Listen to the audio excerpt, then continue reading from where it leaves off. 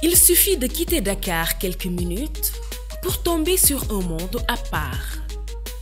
Cassation, ici, pas de décor parfait, pas de filtre, juste l'essentiel. Le sable chaud, le bruit des vagues, les conversations. Le vent qui caresse les visages.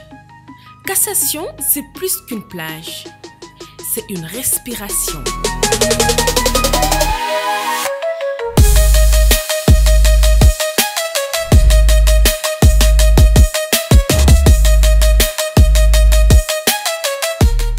Dès les premières heures, la plage s'anime. Les vendeurs s'installent, les parasols se lèvent. Les familles arrivent avec leur bonne humeur. Les enfants courent, les adultes discutent. Certains viennent juste pour marcher, d'autres pour plonger dans l'eau. Cassation, c'est une plage habitée, une scène de vie ouverte sur la mer.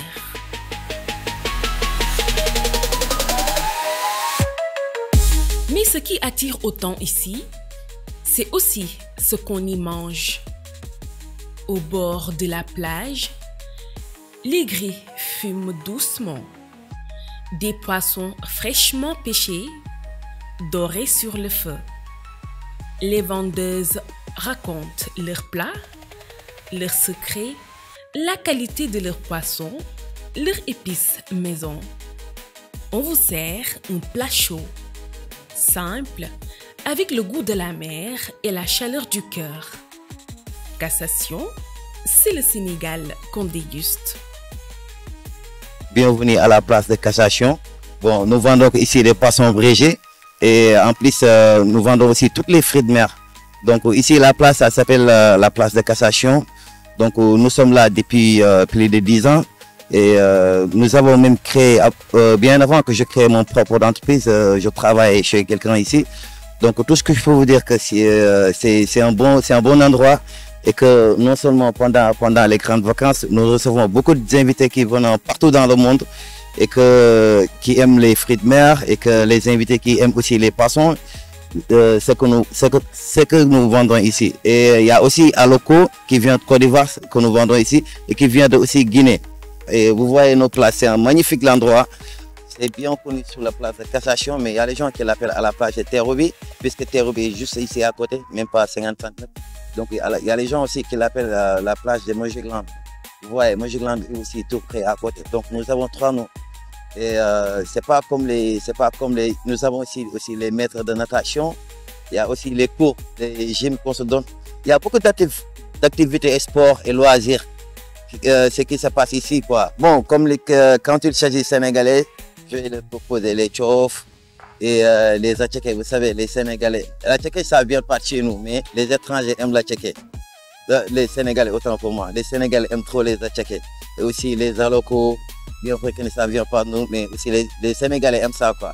Mais à part cela, il y a beaucoup de toubabs qui viennent ici, comme l'on dit, les étrangers, les Français, les Américains, puisque c'est un endroit public, aussi c'est un endroit bien connu pour tout ce qui est poisson braisé et fruits de mer.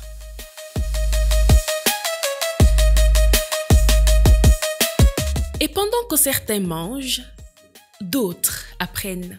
Une école de natation a trouvé sa place ici. Entre 2 roches, 2 vagues. Des jeunes s'élancent, apprennent à flotter, à respirer, à vaincre la peur. Dans l'eau, c'est une autre discipline, mais aussi une liberté qu'on s'offre.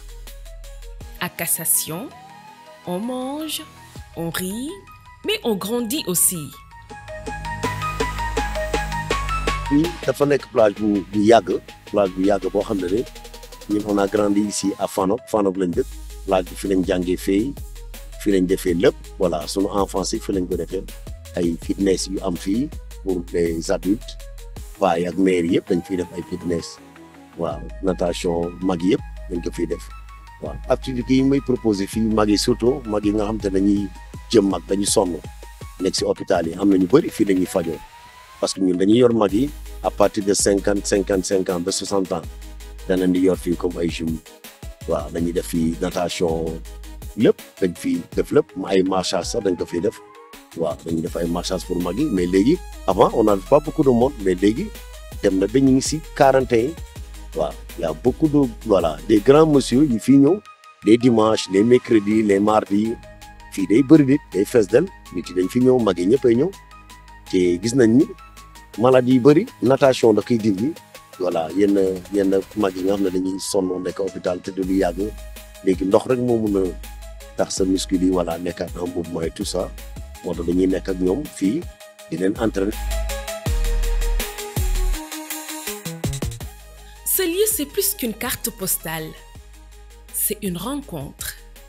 Un endroit sans artifice, où tout est vrai, humain, vivant. Un moment simple qui reste. Le sel sur la peau, le goût du poisson braisé, les sourires partagés et la mer qui vient encore et encore.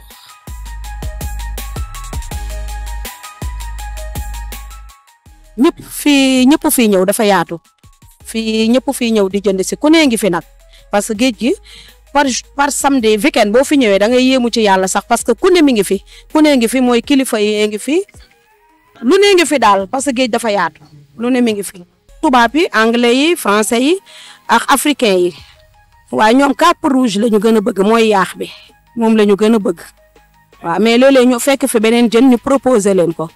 waaw mais yaax bi daal lañ gën a bëgg mooy carpe rouge bi ñoom touristes yi daal loolu la ñu gën a bëgg. par jën yi fruits de mer dañuy defar fruits de mer am nañu gambas am nañu calamar bakalaka fruits de mer yëpp daal dañ koy defar boo ñu commandé rek ñu defaral la dañuy jaay tamit c'est bon bëccëg bi dañuy defar c'est bon di ko jaay.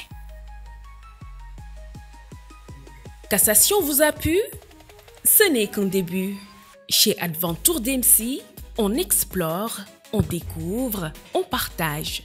Si vous aimez les lieux vrais, les gens, les expériences locales sans filtre, abonnez-vous à notre chaîne pour ne rien manquer du Sénégal qu'on ne montre pas assez. Adventure DMC, vivez la destination autrement.